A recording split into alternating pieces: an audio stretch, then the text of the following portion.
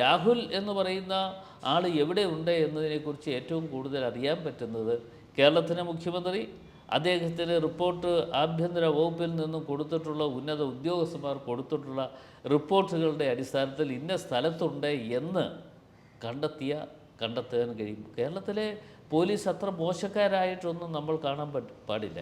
ഒരു സംശയവും വേണ്ട, രാഹുൽ വിഷയം അവസാനിച്ചിരിക്കുന്നു. രാഹുൽ വിഷയവുമായി ബന്ധപ്പെട്ടുകൊണ്ട് ഒരു ചർച്ചയും ഇനിയിപ്പോൾ ഉണ്ടാകും എന്ന് ഞാൻ വിശ്വസിക്കുന്നു. UDF കൺവീനർ അടൂർ പ്രകാശാണ് നമ്മളോടൊപ്പം. ഇപ്പോൾ തിരുവനന്തപുരത്തെ കോൺഗ്രസ് മൂന്നാമതാണ് കോർപ്പറേഷനിൽ. അപ്പം വളരെ നിർണായകമാണ്.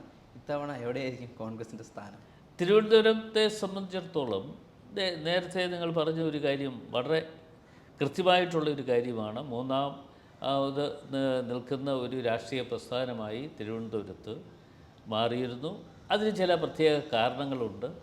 ആ കാരണങ്ങൾ എന്താണ് എന്നതിനെക്കുറിച്ച് UDF കൺവീനർ എന്നുള്ള നിലയിൽ എനിക്ക് നല്ല ഉത്തമ ബോധ്യമുള്ള ഒരാളാണ്.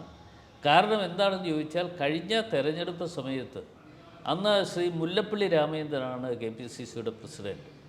അദ്ദേഹം എന്നെ ഇവിടെ ചുമതലപ്പെടുത്തി ഈ കാര്യങ്ങൾ, ഇവിടുത്തെ കാര്യങ്ങൾ നോക്കണം, അത് പരിശോധിക്കണം, അതിന് വേണ്ട നേതൃത്വം കൊടുക്കണം എന്ന് എന്നെ ചുമതലപ്പെടുത്തിയിരുന്നതാണ്. അപ്പോൾ ആ ചുമതലപ്പെടുത്തിയ അനുസരിച്ച് ഞാനിവിടെ പല യോഗങ്ങളും വിളിച്ചു ചേർക്കുകയുണ്ടായി. അപ്പോൾ വിളിച്ച് ചേർത്ത അവസരത്തിൽ എനിക്ക് ഉണ്ടായൊരു ഫീലിങ്, ഇവിടെയുള്ള നേതാക്കന്മാർ പരസ്പരം അങ്ങോട്ടും ഇങ്ങോട്ടും ഒരു തരത്തിലും അംഗീകാരമില്ലാത്ത ആളുകളെ കൊണ്ടുവന്ന് ഈ കോർപ്പറേഷനിൽ മത്സരിപ്പിക്കാൻ വേണ്ടിയുള്ള ഒരു വലിയ തിടുക്കമാണ് കാണിച്ചത്. ആ തിടുക്കത്തിൽ അത് നമുക്ക് വലിയ അപകടമുണ്ടാകും എന്ന് കാലേ കൂട്ടി. ഞാൻ അന്ന് ബഹുമാനായ ശ്രീ മുല്ലപ്പള്ളി രാമചന്ദ്രൻ ഇപ്പോഴും ജീവിച്ചിരിപ്പുണ്ട്. അദ്ദേഹത്തോട് ചോദിച്ചാൽ അദ്ദേഹം പറയും, ഞാൻ അന്ന് കൊടുത്ത ഒരു റിപ്പോർട്ട് 10ൽ താഴെയുള്ള ആളുകൾ മാത്രമേ വിജയിക്കാനുള്ള സാധ്യത ഞാൻ കാണുന്നുള്ളൂ. അതുകൊണ്ട് തിരുവനന്തപുരം കോർപ്പറേഷൻ്റെ ചുമതല എന്നെ ഒന്ന് ഒഴിവാക്കി മറ്റാരെയെങ്കിലും നിങ്ങൾ ചുമതലപ്പെടുത്തണമെന്ന് അദ്ദേഹത്തോട് നല്ല വാക്ക് പറഞ്ഞിട്ടാണ് ഞാൻ പോയത്. പിന്നീട് മറ്റ് പ്രവർത്തനങ്ങൾ, മറ്റ് മേഖലകളിലെ പ്രവർത്തനങ്ങൾ ഞാൻ ശ്രദ്ധിക്കുകയാണ് ചെയ്തിട്ടുള്ളത്. അപ്പോൾ ഇത്തവണ എന്താണ് പ്രഡിക്ഷൻ? ഇത്തവണ പിന്നെ തിരുവനന്തപുരം കോർപ്പറേഷനെ സംബന്ധിച്ചിടത്തോളം ഒരു ആശ്വാസികരമായ ഒരു നല്ല റിസൾട്ട് ഇവിടെ ഉണ്ടാക്കിയെടുക്കാൻ കഴിയും എന്ന് തന്നെയാണ്. ഭരണം പിടിക്കുമെന്ന് പ്രതീക്ഷയാണ്. അല്ല, ഞാൻ ഒരു ഭരണം പിടിക്കും എന്ന് ഞാൻ 100% പറയുന്നില്ല.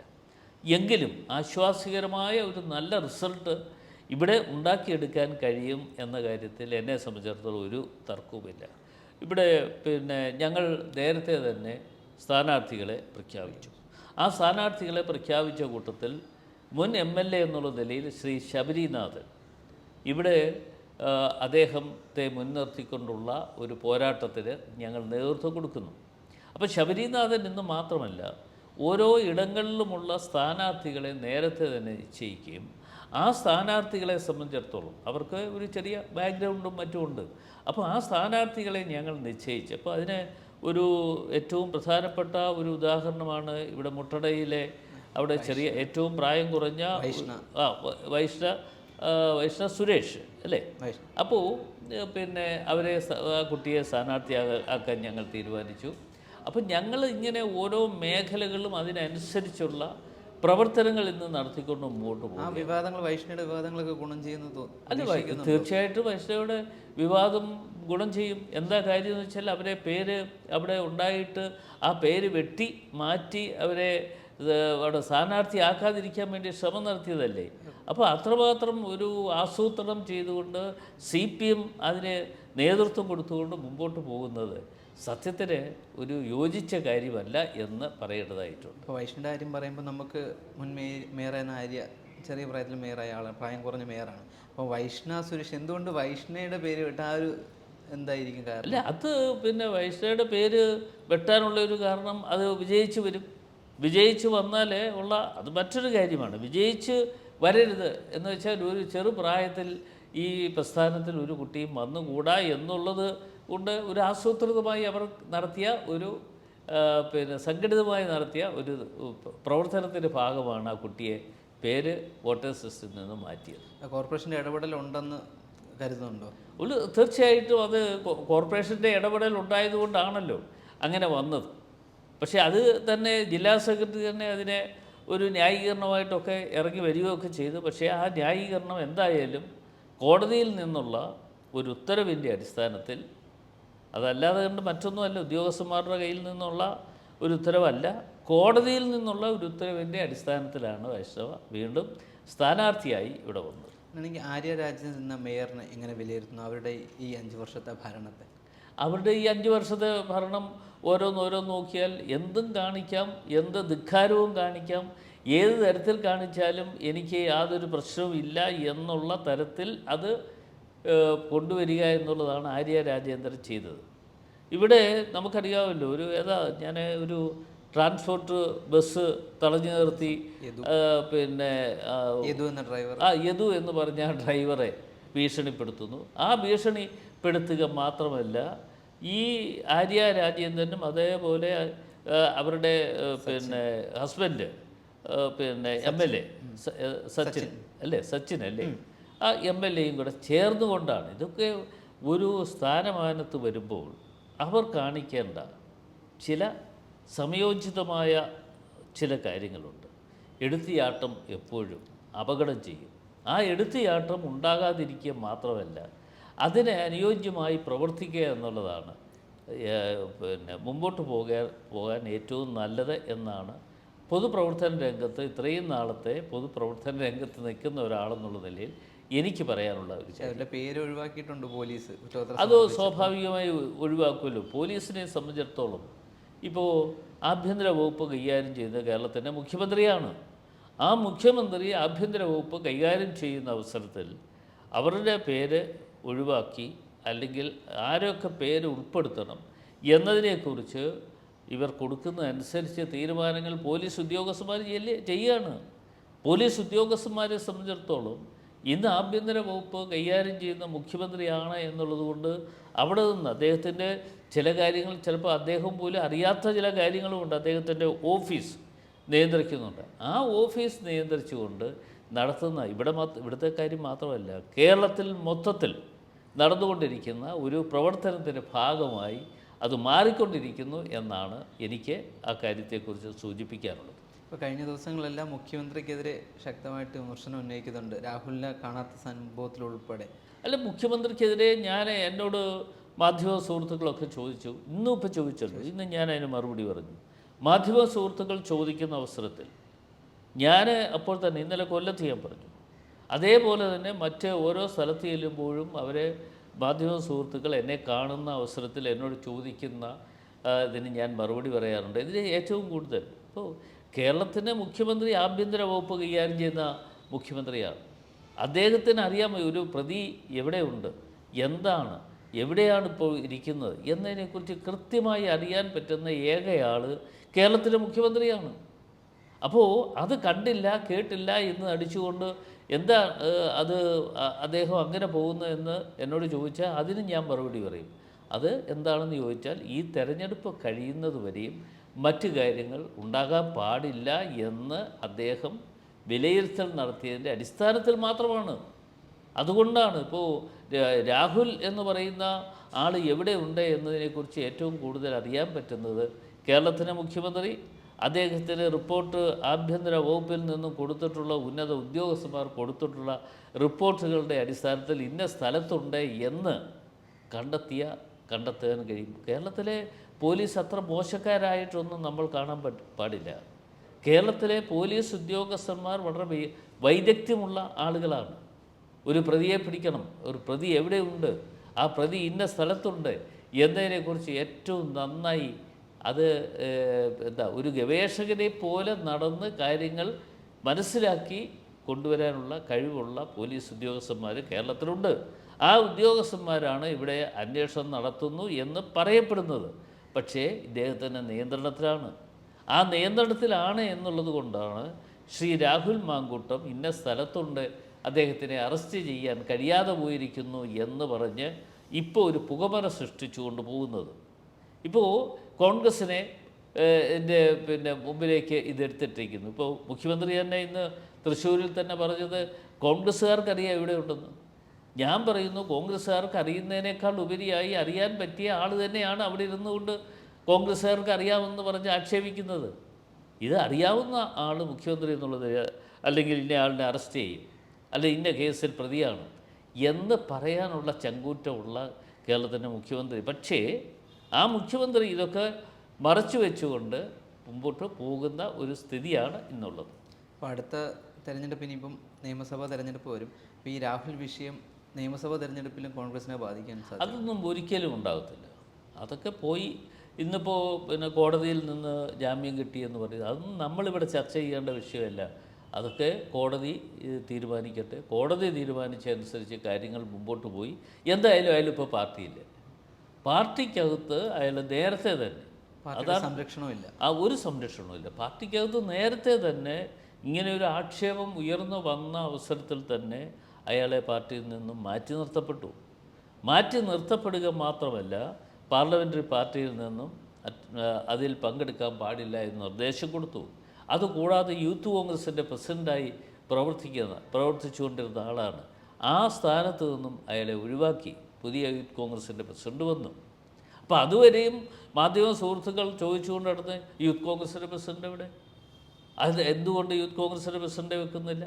ഇതൊക്കെ കോൺഗ്രസിനെ സംബന്ധിച്ചിടത്തോളം ഞങ്ങളുടെ ആഭ്യന്തര കാര്യങ്ങളാണ്. ഞങ്ങൾ അതൊരു തീരുമാനം ഓൾ ഇന്ത്യ കോൺഗ്രസ് കമ്മിറ്റിയുമായി ഒക്കെ ബന്ധപ്പെട്ടുകൊണ്ട് എടുക്കേണ്ട തീരുമാനം, അഖിലേന്ത്യാ കമ്മിറ്റിയൊക്കെ എടുക്കേണ്ട ചില തീരുമാനങ്ങളുണ്ട്.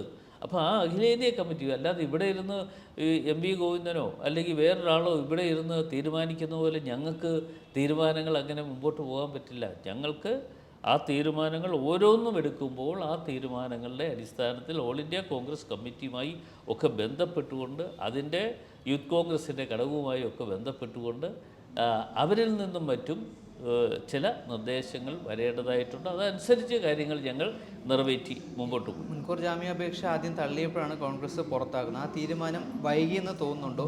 മാത്രമല്ല, അത് കോൺഗ്രസ് പുറത്താക്കിയതൊരു മാതൃകാപരമായ നടപടിയാണെന്ന് കരുതുന്നുണ്ടോ? അല്ല, തീർച്ചയായിട്ടും ഞങ്ങൾ ഇത് ഇത് മുൻകൂർ ജാമ്യാപേക്ഷ തള്ളി എന്നുള്ളത് കൊണ്ട് മാത്രമല്ല, നേരത്തെ തന്നെ ഞങ്ങൾ ചെയ്ത കാര്യം. ഏത് പാർട്ടിയാണ് ഇങ്ങനൊരു കാര്യം ചെയ്തിട്ടുള്ളത്? CPM-നെ സംബന്ധിച്ചിടത്തോളം അവർക്കൊരു വലിയ ചരിത്രമുണ്ട്. ആ വലിയ ചരിത്രം എടുത്ത് വെച്ച് പരിശോധിച്ചാൽ ഇന്നും നിയമസഭയിൽ ഇരിക്കുന്ന പല ആളുകളും ഇതുപോലെയുള്ള കേസിൽപ്പെട്ട് ജാമ്യമെടുത്തവരുണ്ട്, അല്ലാതുള്ളവരുണ്ട്, പുറത്ത് പറയാൻ രഹസ്യങ്ങൾ പുറത്ത് വന്നിട്ടുള്ളവരുണ്ട്. ഇത്തരം ആളുകൾ ഒക്കെ അപ്പുറത്ത് ഇരിക്കുന്ന സമയത്താണ് ഇപ്പുറത്ത് ഞങ്ങളെ ആക്ഷേപിക്കുവാൻ വേണ്ടി തയ്യാറാകുന്നത്. അപ്പോൾ അത് ഒരു പക്ഷേ അതൊക്കെ ചെയ്യാൻ ഉള്ള ഇപ്പോൾ കോൺഗ്രസ് ഒരു തീരുമാനം ഞങ്ങൾ എടുത്താൽ ആ തീരുമാനം ഞങ്ങൾ ഒറ്റക്കെട്ടായി എടുക്കുന്ന തീരുമാനമാണ്.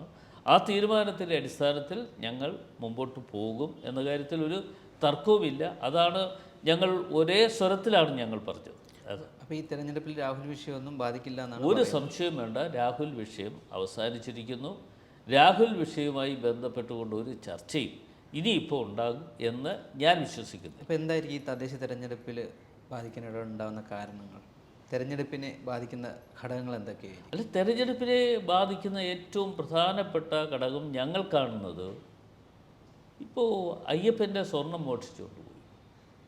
ആ സ്വർണം മോഷ്ടിച്ചുകൊണ്ട് പോകാൻ വഴിയൊരുക്കി കൊടുത്ത ആളുകൾ ഇപ്പോൾ ജയിലിൽ കിടക്കുകയാണ്. ജയിലിൽ കിടക്കുന്നു എന്ന് പറയുമ്പോൾ ദേവസ്വം ബോർഡിൻ്റെ പ്രസിഡന്റുമാർ 2 പേരാണ്, ഒരാളല്ല, 2 പേരാണ് ജയിലിൽ കിടക്കുന്നത്. അപ്പോൾ ആ ജയിലിൽ കിടക്കുന്ന ദേവസ്വം ബോർഡിൻ്റെ പ്രസിഡന്റുമാർ അവരെ ചോദ്യം ചെയ്ത് ഈ കാര്യങ്ങൾ പുറത്തു കൊണ്ടുവരുവാനും ഉദ്യോഗസ്ഥന്മാർ എന്നുള്ള നിലയിൽ അവരുടെ ഇതിനകത്തുള്ള പങ്കാളിത്തം എന്തായിരുന്നു എന്നതിനെക്കുറിച്ച് അറിയുവാൻ കേരളത്തിലെ വിശ്വാസികളായിട്ടുള്ള വിശ്വാസ സമൂഹത്തിന് അവകാശമുണ്ട്. ആ വിശ്വാസ സമൂഹത്തിന് അവകാശമുണ്ട് എന്ന് പറയുമ്പോൾ അത് ഒരു പ്രധാനപ്പെട്ട വിഷയമായി ഞങ്ങൾ കാണുന്നു. അപ്പോൾ ഇവിടെ നടന്നിട്ടുള്ള സംഭവങ്ങൾ ഒരുപക്ഷേ ഈ സ്വർണ്ണപ്പാളി വിഷയം, സ്വർണം അവിടെ ഉണ്ടായിരുന്ന സ്വർണം മോഷ്ടിച്ചുകൊണ്ട് പുറത്തു കൊണ്ടുപോയിരിക്കുന്നു. അത് വെറും സ്വർണ്ണമല്ല, തനി തങ്കമാണ്. സ്വിറ്റ്സർലൻഡിൽ നിന്നും ഇറക്കുമതി ചെയ്ത സ്വർണ്ണമാണ് ഇതിനു വേണ്ടി കൊടുത്തത്. ഇന്നിപ്പോൾ അതൊന്നും ഇല്ലല്ലോ. അതൊക്കെ പോയിരിക്കുന്നു. എവിടെ പോയിരിക്കുന്നു എന്ന് ചോദിച്ചാൽ പത്മകുമാറിനോട് ചോദിച്ചാൽ പറയും പത്മകുമാർ അതിനകത്ത് ആ ഫയലിനകത്ത് എഴുതി വെച്ചിട്ടുണ്ട്, ചുവന്ന മഷിയിലാണ് എഴുതി വെച്ചിരിക്കുന്നത്. എഴുതി വെച്ചിരിക്കുന്നത് എന്താണെന്ന് ചോദിച്ചാൽ ഇവിടെയുള്ളത് ചെമ്പ് പാളികളാണ് എന്ന് അദ്ദേഹമാണ് അതിലെഴുതി വെച്ചിരിക്കുന്നത്. അപ്പോൾ രണ്ട് പ്രസിഡന്റുമാർ, ഇന്ന് പത്മകുമാറാണെങ്കിലും വാസു ആണെങ്കിലും ജയിലിൽ കിടക്കുന്നു, അവരുടെ ജാമ്യം നിഷേധിച്ചിരിക്കുന്നു. അവർ ജയിലിൽ കിടക്കാനുള്ള അവസരം ഒരുക്കിയത് അവർ തന്നെയാണ്. അത് ഇതിൻ്റെ പിന്നിൽ നിന്നുകൊണ്ട് പ്രവർത്തിച്ച CPM എന്ന് പറയുന്ന പ്രസ്ഥാനത്തിന് വലിയ ഒരു കൈയുണ്ട് ഇക്കാര്യത്തിൽ. ഇനി വലിയ പേരുകൾ ഇതിൽ വരാൻ സാധ്യതയുണ്ടോ? ഇനി തീർച്ചയായിട്ടും വരും. അതാണ് ഞങ്ങൾ പറയുന്നത്. ഇതുമായി ബന്ധപ്പെട്ടുകൊണ്ട് കൂടുതൽ അന്വേഷണം, ഇപ്പം ഞങ്ങൾ ആവശ്യപ്പെട്ട ഒരു അന്വേഷണമുണ്ട്. ഞങ്ങൾ ആവശ്യപ്പെട്ടു CBIയുടെ നേതൃത്വത്തിൽ ഒരു അന്വേഷണം നടക്കണം എന്നാണ് ഞങ്ങൾ KPCCയുടെ നേതൃത്വത്തിൽ ഞങ്ങൾ വിശ്വാസ സംരക്ഷണ ജാഥ നടത്തുമ്പോൾ ഞങ്ങൾ ആവശ്യപ്പെട്ടത്. ആ വിശ്വാസ സംരക്ഷണ ജാഥ ഞങ്ങൾ നടത്തുന്ന അവസരത്തിൽ ഇപ്പോൾ തെക്കൻ ജില്ലയുടെ അന്ന് ചുമതല UDF കൺവീനർ എന്നുള്ള നിലയിൽ എന്നെയാണ് ബഹുമാനപ്പെട്ട KPCCയിൽ നിന്നും ചുമതലപ്പെടുത്തിയത്. ഞാനാണ് ഇവിടെ നിന്ന് തെക്കൻ ജില്ല എന്ന് പറയുമ്പോൾ തിരുവനന്തപുരം, കൊല്ലം, പത്തനംതിട്ട, ആലപ്പുഴയുടെ ഒരു ഭാഗം ഒക്കെ എത്തിച്ചേർന്നത്. അന്ന് ഈ ജാഥയുടെ വിശ്വാസ സംരക്ഷണ ജാഥയുടെ ഒരു ചുമതലക്കാരെന്നുള്ളതിൽ ഞാനാണെന്ന് നേതൃത്വം കൊടുത്തത്. ഞങ്ങളന്ന് ആവശ്യപ്പെട്ടത് CBIയുടെ അന്വേഷണം വേണം. പക്ഷേ അന്ന് കോടതിയുടെ ഇടപെടൽ ഉണ്ടാവുകയും സ്പെഷ്യൽ ഇൻവെസ്റ്റിഗേഷൻ ടീമിനെ വെക്കാം, അത് കോടതിയുടെ നിരീക്ഷണത്തിൽ ആ കാര്യങ്ങൾ നടക്കും എന്ന് കോടതി പറഞ്ഞതനുസരിച്ചാണ് ഞങ്ങളും അത് അംഗീകരിച്ചുകൊണ്ട് ഇപ്പോൾ മുമ്പോട്ട് പോകുന്നത്. പക്ഷേ ഇന്നിപ്പോൾ ആ ഇൻവെസ്റ്റിഗേഷൻ ടീമിൻ്റെ പ്രവർത്തനങ്ങൾ ഏതാണ്ട് ഒന്ന് പുറകോട്ട് വലിച്ചിരിക്കുന്ന ഒരു അവസ്ഥ ഉണ്ടായി. എന്താ കാരണം എന്നറിയാമോ? അതാണ് ഞാൻ പറഞ്ഞത്. ഈ തെരഞ്ഞെടുപ്പ് കഴിയുന്നത് വരെയും ഇതേക്കുറിച്ച് വാർത്തകൾ വരാൻ പാടില്ല, ഇതേക്കുറിച്ച് ചർച്ചകൾ ഉണ്ടാകാൻ പാടില്ല, ഇതേക്കുറിച്ച് വിശ്വാസ സമൂഹത്തിന് യാതൊരു കാര്യവും മനസ്സിലാക്കാനുള്ള അവസരം ഉണ്ടാകാതിരിക്കുന്നതിന് വേണ്ടിയാണ് ഇത്തരം കാര്യങ്ങൾ ഇന്ന് വളരെ ആസൂത്രിതമായി അവർ മുമ്പോട്ട് കൊണ്ടുപോയിക്കൊണ്ടിരിക്കുന്നത്. ഈ കാര്യങ്ങൾക്ക് തീർച്ചയായിട്ടും അത് ഒരു കാരണവശാലും കേരളത്തിൽ അംഗീകരിക്കാൻ പറ്റുന്ന കാര്യമല്ല. ഞങ്ങൾ ഈ കാര്യങ്ങൾ ഓർമ്മിപ്പിച്ചുകൊണ്ടേയിരിക്കും. ഞങ്ങളുടെ ഉത്തരവാദിത്വമാണ്, ഞങ്ങളുടെ ചുമതലയാണ്. ഞങ്ങൾ ജനങ്ങളെ ഇത് ബോധ്യപ്പെടുത്തുവാൻ വേണ്ടിയുള്ള ശ്രമം നടത്തിക്കൊണ്ടേയിരിക്കും. കേരളത്തിലെ BJPയുടെ ഒരു വേരോട്ടത്തിനെ എങ്ങനെ കാണുന്നു? കേന്ദ്രം ഇവിടെ കേരളത്തെ സംബന്ധിച്ചിടത്തോളം BJPയും ഇവിടുത്തെ ഇടതുപക്ഷ പ്രസ്ഥാനം രണ്ട് പ്രവർത്തനമല്ല, ഒരേ രീതിയിൽ പ്രവർത്തിക്കുന്ന ആളുകളാണ്. എന്ന് വെച്ചാൽ ഇവിടെ CPMനെ സംബന്ധിച്ചിടത്തോളം ഏതെങ്കിലും തരത്തിൽ ഒരു വൈഷമ്യം ഉണ്ടാകുന്നു, എന്തെങ്കിലും ഒരു കാര്യത്തിൽ എന്തെങ്കിലും തരത്തിൽ ഒരു വൈഷമ്യം ഉണ്ടാകുന്നു എന്ന് തോന്നിയാൽ ഉടൻ BJPയുടെ ഇടപെടലുണ്ടാകും. ഇപ്പോൾ ശബരിമലയുമായി ബന്ധപ്പെട്ടുകൊണ്ട് ഈ ചർച്ചകൾ നിലയ്ക്കുന്നില്ല. ഈ ചർച്ചകൾ ഭക്തജനങ്ങളുടെ മുമ്പിലേക്ക് കൂടുതൽ പോകുന്നു എന്നറിഞ്ഞുകൊണ്ട് അതിനൊരു തടയിടാൻ വേണ്ടിയാണ് BJP ഇപ്പോൾ EDയുടെ അന്വേഷണം. ED പറയുന്നു എന്ന് വെച്ചാൽ അവർ ഇത് അവിടെ നിന്നുള്ള ഡീറ്റെയിൽസ് വേണം എന്ന് അവരാവശ്യപ്പെട്ട്, എന്ന് വെച്ചാൽ ഇതിനകത്തൊരു ഇടപെടൽ കേന്ദ്രത്തിൻ്റെ ഒരു ഇടപെടൽ. അപ്പോൾ കേന്ദ്രത്തിൻ്റെ ഇടപെടൽ ഇവിടെ ഉണ്ടാക്കിയെടുക്കാൻ അവസരം ഉണ്ടായത് BJP അവസരം ഉണ്ടാക്കിയത് മറ്റൊന്നും കൊണ്ടല്ല, ഇവിടെ പിന്നെ CPMനെ സഹായിക്കണം. അതൊരു സഹായകരമായ നിലപാടുകൾ സ്വീകരിക്കുന്നതിൻ്റെ ഭാഗമാണ്. ഇപ്പോൾ മുഖ്യമന്ത്രിക്ക് EDയുടെ നോട്ടീസ് വന്നു. ആ നോട്ടീസ് വന്നതിന് ശേഷം അതിന് മറുപടി വല്ലതും കൊടുത്തോ? ഇപ്പോൾ അവർ കുറ്റം പറഞ്ഞുകൊണ്ട് നടക്കുന്നു, ഞങ്ങൾക്കെതിരെ ED നോട്ടീസ് വന്നു എന്നൊക്കെ പറയുന്നുണ്ടല്ലോ. എന്താ അതിനകത്ത് പറഞ്ഞിട്ടുള്ളത്? അതിനകത്ത് പറഞ്ഞിട്ടുള്ള ഒരു കാര്യം നിങ്ങളും ശ്രദ്ധിക്കേണ്ട ഒരു കാര്യമാണ്. ഇന്ന് അവിടെ പോയി മണിയടിച്ച്, ഞാൻ പറഞ്ഞ മണിയടിച്ച് എന്ന് പറയുമ്പോൾ മറ്റർത്ഥത്തിലെടുക്കരുത്. അവിടെ പിന്നെ ഇത് മസാല ബോണ്ട് അത് സ്വീകരിക്കാൻ വേണ്ടിയുള്ള തയ്യാറെടുപ്പ് നടത്തി. അതാണ് അവിടെ വെച്ചാണല്ലോ മണിയടിയൊക്കെ കേട്ടത്, അങ്ങനെയാണല്ലോ. അതിനകത്ത് പറഞ്ഞിട്ടുള്ള വ്യത്യസ്തമായ നിലപാടാണ് ഇവിടെ എടുത്തത്. ആ വ്യത്യസ്തമായ നിലപാട് ഇവിടെ എടുത്തു എന്ന് പറയുമ്പോൾ അതിലൊരു കാര്യം നമ്മൾ അറിഞ്ഞിരിക്കേണ്ടത്, ഇന്ന് ഭൂമി അക്വിസിഷൻ എന്ന് ഐസക് പറഞ്ഞിരിക്കുന്നു. മുഖ്യമന്ത്രിയല്ല പറഞ്ഞത്, തോമസ് ഐസക് പറഞ്ഞു ഇവിടെ ഭൂമി ഞങ്ങൾ അക്യൂസേഷനാണ് നടത്തിയത്.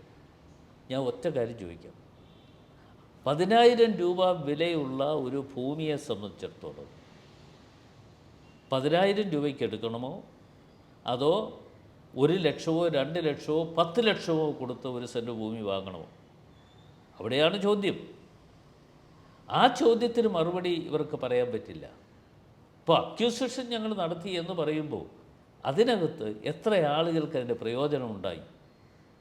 ഇപ്പോൾ ഒരു ഭൂമിയെ സംബന്ധിച്ചിടത്തോളം അവിടെ ഒരു താരിഫ് വിലയുണ്ട്. ഞാനും റവന്യൂ വകുപ്പിൻ്റെ ചുമതല വഹിച്ച ഒരാളാണ്. അപ്പോൾ അവിടെ ഒരു താരിഫ് വിലയുണ്ട്.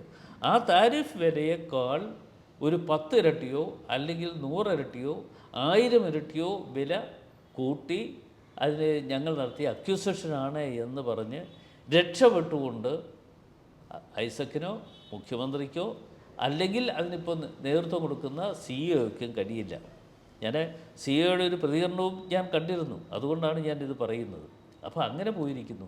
മറ്റൊരു കാര്യം കൂടി നമ്മൾ ആലോചിക്കണം, അത് എത്ര പലിശയ്ക്കാണ് ഇവിടെ കിട്ടുന്നത്? അത് നിങ്ങൾക്കറിയാവും. പലിശ 2.5% പലിശയ്ക്ക് പണ്ട് നമ്മുടെ ഏഷ്യൻ ബാങ്ക് ഇവിടെ പണം തരാൻ തയ്യാറായി വന്നു. എന്താ, അന്ന് കേരളത്തിലെ മുഖ്യമന്ത്രി ശ്രീ എ.കെ. ആൻ്റണിയാണ്. നമ്മുടെ കുടിവെള്ള പദ്ധതിക്ക് വേണ്ടി 2.5% പലിശയ്ക്ക് പണം തരാം എന്ന് പറഞ്ഞപ്പോൾ ഇവിടുത്തെ CPM-കാർ അന്ന് പറഞ്ഞു ഇത് അമിതമായ പലിശ കൊടുത്ത് കേരളത്തെ കൊള്ളയടിക്കാൻ വേണ്ടി ഏഷ്യൻ ബാങ്ക് തയ്യാറായിരിക്കുന്നു, അതിന് കൂട്ടുനിൽക്കുന്ന ആളുകൾക്കെതിരെയുള്ള ശബ്ദമെന്നുള്ള നിലയിലാണെന്ന് മാർക്സിസ്റ്റ് പാർട്ടിയും DYFI ഒക്കെ എന്താ സമരം ഇവിടെ നടത്തിയത്? ആ സമരങ്ങളൊന്നും നമുക്ക് മറക്കാൻ പറ്റുമോ? അതേ സ്ഥാനത്താണ് ഇതിപ്പോൾ പലിശ കൊടുക്കുന്നത്. എത്ര ഇതിനു വേണ്ടി പലിശ കൊടുക്കുന്നത്? എനിക്ക് തോന്നുന്നത് 9% അങ്ങനെ എങ്ങാണ്ടാണെന്ന് എനിക്ക് തോന്നുന്നു. അത്രയും ശതമാനം പലിശ കൊടുക്കാൻ ഇന്ന് തയ്യാറായിരിക്കുന്നു കിഫ്ബിയുടെ പേരിൽ. ഞാൻ പറഞ്ഞത് ഇതൊക്കെ ജനങ്ങളുടെ അവകാശങ്ങളെ കൊള്ളയടിക്കുന്നതിൻ്റെ ഭാഗമായി മാറിക്കൊണ്ടിരിക്കുന്ന ഒരു കാര്യമായി ഇതിനെ കാണണം. അതാണ് ഞാൻ പറഞ്ഞത്, BJP ഇവരെ സഹായിക്കുന്നതിന് വേണ്ടിയുള്ള തയ്യാറെടുപ്പ് നടത്തുന്നതിൻ്റെ ഭാഗമായിട്ടാണ് ഇത്തരത്തിലുള്ള പല നോട്ടീസുകളും വരുന്നത്. ഇത് പറയുമ്പോൾ തന്നെ കഴിഞ്ഞ ദിവസം ദേശീയപാത തകർന്നു. പരസ്പരം പഴിചാരുകയാണ് BJP-യും LDF. അതെ, ഇപ്പോൾ ദേശീയപാത ഇവിടെ മാത്രമല്ലല്ലോ, കുരിയാട് മലപ്പുറത്ത് നടന്നു. ഞാൻ അവിടെ പോയിരുന്നു. അവിടെ ഇതേപോലെ ഉള്ള പൊട്ടി തകർച്ചയാണ് ഉണ്ടായത്. അത് കൂടാതെയാണ് ആലപ്പുഴ ഇങ്ങോട്ട് വരുന്ന ഭാഗത്ത് ഈ മുകളിൽ പിടിച്ചു വെച്ച് അതൊക്കെ തകർന്നു വീണ് എത്രയോ ആളുകളുടെ ജീവൻ രക്ഷപ്പെടുത്താൻ കഴിയാതെ പോയി.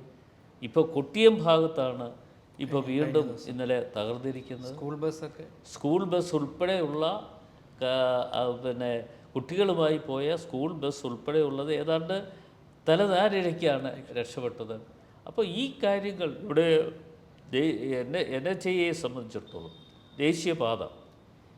ആ ദേശീയപാത നിർമ്മിക്കുമ്പോൾ അതിൻ്റെ സുരക്ഷിതത്വം ഏറ്റവും പ്രധാനപ്പെട്ടതാണ്. അത് സുരക്ഷിതത്വം ഉണ്ടാക്കണം എന്ന് പറയുമ്പോൾ ആരെയെങ്കിലും ഏൽപ്പിച്ച് അതിനെ കമ്മീഷൻ വാങ്ങിക്കൊണ്ട് മാത്രം പോയി എന്നുള്ളത് കൊണ്ട് പിന്നെ ഇവിടെ അന്വേഷണം വേണ്ട, അല്ലെങ്കിൽ ഇതേക്കുറിച്ച് ശ്രദ്ധിക്കപ്പെടേണ്ട എന്ന ചിന്താഗതി ഉയർത്തിക്കൊണ്ടുവരുന്നതാണ് നമുക്ക് ഇവിടെ കൂടുതൽ അപകടങ്ങൾക്ക് വഴിയൊരുക്കുന്നത്. ദേശീയപാതയെ സംബന്ധിച്ചിടത്തോളം ഇന്ന് സത്യം പറഞ്ഞാൽ ദേശീയപാതയിലൂടെ നമ്മളൊക്കെ യാത്ര ചെയ്യുമ്പോൾ നമുക്ക് മനസ്സിലൊരു ആശങ്കയുണ്ട്, ഇതെപ്പോഴാണ് എന്തെങ്കിലും സംഭവിക്കുമോ എന്നതിനെക്കുറിച്ച് ഒരു ആശങ്ക ഉണ്ടാകുന്ന തരത്തിലേക്ക് കാര്യങ്ങൾ പോവുകയാണ്. അപ്പോൾ ദേശീയപാതയെ സംബന്ധിച്ചിടത്തോളം ഇവിടെ ചിലപ്പോൾ അവിടെ ഉപയോഗിക്കേണ്ട മണ്ണ് ഏത് തരത്തിലുള്ള മണ്ണ് ഉപയോഗിക്കണം? അത് ചെളി ഇല്ലാത്ത മണ്ണ് വേണമോ? അതേപോലെ തന്നെ ഈ ദേശീയപാതയ്ക്ക് രൂപം കൊടുക്കുമ്പോൾ വെള്ളക്കെട്ടുള്ളതും അല്ലെങ്കിൽ വെള്ളം ഒഴുകിപ്പോകുന്ന പ്രദേശത്തിന് വേണ്ടി ചെയ്യേണ്ടത് എന്നതിനെക്കുറിച്ച് നല്ല ഒരു ശാസ്ത്രീയ പഠനം നടത്തിക്കൊണ്ട് വേണ്ടേ ദേശീയപാതയുടെ ഒരു രൂപം കൊടുക്കാൻ? അങ്ങനെ രൂപം കൊടുക്കാതെ ഏത് തരത്തിലും ദേശീയപാതയുടെ പ്രവർത്തനം നടത്തി എന്ന് അവകാശപ്പെട്ടുകൊണ്ട് ഇപ്പോൾ കേന്ദ്രം ഒരു ഭാഗത്ത് അവകാശപ്പെടും, അതേപോലെ തന്നെ ഇപ്പോൾ പൊതുമരാമത്ത് വകുപ്പ് മന്ത്രി എന്നുള്ള നിലയിലും ഇവിടെ അവകാശപ്പെടുന്നുണ്ട്. ഈ അവകാശവാദങ്ങളിലൊന്നുമില്ല കാര്യങ്ങളല്ല. ഈ അവകാശവാദങ്ങളിൽ ഇത്തരത്തിൽ പ്രവർത്തനങ്ങൾ മുമ്പോട്ട് കൊണ്ടുപോകുമ്പോൾ അതിനുണ്ടാകാവുന്ന അപകടസ്ഥിതിയെക്കുറിച്ച് നല്ലൊരു പഠനം നടത്തുവാൻ ഇവിടെ കേന്ദ്രവും അതേപോലെ തന്നെ സംസ്ഥാന അതിന് നേതൃത്വം ഏറ്റെടുക്കണമെന്ന് ഞാൻ പറയുന്നില്ല. സംസ്ഥാനവും അക്കാര്യത്തിൽ പ്രത്യേക ശ്രദ്ധ കൊടുക്കണം എന്നുള്ളതാണ് എനിക്ക് സൂചിപ്പിക്കാനുള്ളത്. തെരഞ്ഞെടുപ്പിന് മുമ്പ് മുഖ്യമന്ത്രി ഒരു വാർത്താ സമ്മേളനത്തിൽ ഒരുപാട് പ്രഖ്യാപനങ്ങൾ നടത്തിയിരുന്നു. ഓണറേറിയം വർദ്ധിപ്പിക്കുന്നു, പിന്നെ അതിനുശേഷം ഇപ്പോൾ മെട്രോയ്ക്ക് വന്നു. ഇത്തരം പ്രഖ്യാപനങ്ങൾ ജനങ്ങൾക്കൊരു ആത്മവിശ്വാസം പകരുകയില്ലേ ആ സർക്കാരിൽ? അല്ല, ജനങ്ങൾക്ക് ആത്മവിശ്വാസം പകരുന്നതിന് വേണ്ടിയാണ് മുഖ്യമന്ത്രിയുടെ ഒരു വലിയ പ്രഖ്യാപനങ്ങൾ പലതും. അത് വോട്ടായിട്ട് മാറില്ലേ? പ്രഖ്യാപിച്ചു എന്നുള്ളത് കൊണ്ട് വോട്ടായി എന്ന് നമുക്ക് പറയാൻ പറ്റില്ല. പ്രഖ്യാപിച്ചു എന്നുള്ളത് കൊണ്ട് വോട്ടായി മാറി എന്ന് പറയാൻ പറ്റില്ല. ഇപ്പോൾ ഒരു കാര്യം ഞാൻ പറയാം, അത് നിങ്ങൾ കൂടി പരിശോധിക്കുക. അതിൻ്റെ നിജസ്ഥിതി എന്ത് എന്നതിനെക്കുറിച്ച് നിങ്ങൾ കൂടി പരിശോധിക്കുക. അതായത് കേന്ദ്ര ഗവൺമെൻറ് ഇവിടെ കൊടുത്തുകൊണ്ടിരുന്ന അരി ഇപ്പോൾ അതിൻ്റെ വിഹിതം കുറച്ചു. എന്താ കാര്യം എന്നറിയാം? അതിദരിദ്ര സംസ്ഥാനം എന്നുള്ള പദവി മാറ്റി ദരിദ്രരില്ലാത്ത ഒരു സംസ്ഥാനമാക്കി പ്രഖ്യാപനം ഉണ്ടായി. ഈ പ്രഖ്യാപനത്തിലുള്ളൊരു കാര്യമാണ്.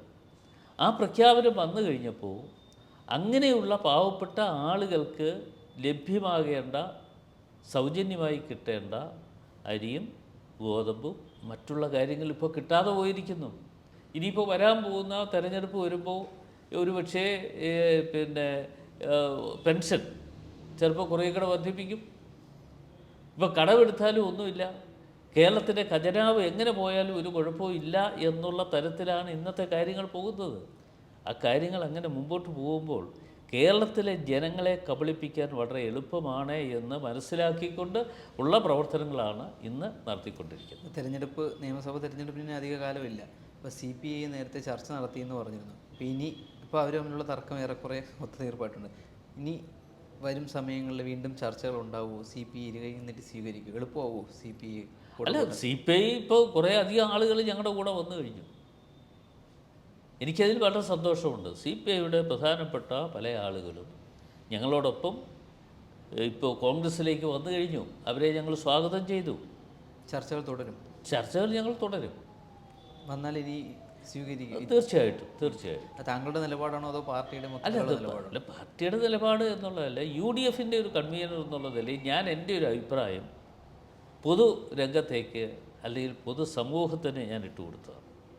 അപ്പോൾ ആ പൊതുസമൂഹത്തിന് ഞാൻ കൊടുത്ത ഒരു കാര്യം അത് ചർച്ച ചെയ്യപ്പെട്ടതിൻ്റെ ചർച്ച സ്വാഭാവികമായി ഇന്ന അടുത്ത് ചർച്ച ചെയ്തതെന്ന് ഞാൻ പറയുന്നില്ല.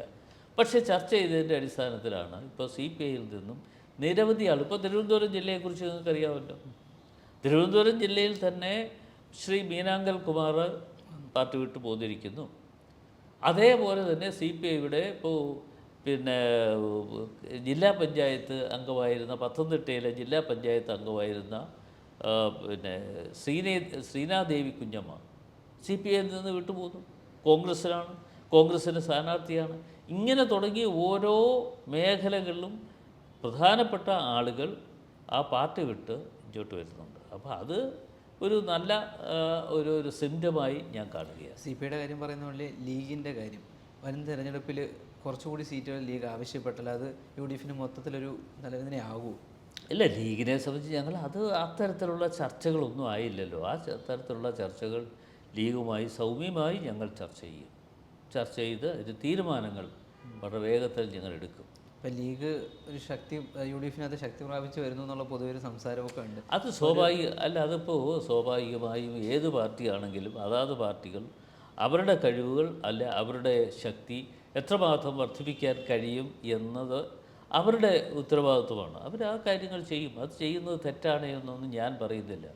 അപ്പോൾ അതിനകത്ത് ഉണ്ടാകുന്ന അവസരം ഇപ്പോൾ UDFനെ സംബന്ധിച്ചിടത്തോളം ഞങ്ങൾ ചർച്ച ചെയ്തുകൊണ്ട് തീരുമാനങ്ങൾ കൈക്കൊണ്ട് ആ തീരുമാനങ്ങൾക്ക് അനുസൃതമായ ഒരു പിന്നെ അവസാന ഘട്ടത്തിൽ ഒരു വഴിയുണ്ടാകും. ഇപ്പോൾ സാമുദായിക നേതാക്കളുമായിട്ടൊക്കെ കോൺഗ്രസ് നേതാക്കളെല്ലാം ഇപ്പം അടുപ്പത്തിലാണോ? രമ്യ ചർച്ചകളൊക്കെ ഉണ്ടോ? ഒരു സംശയമില്ല.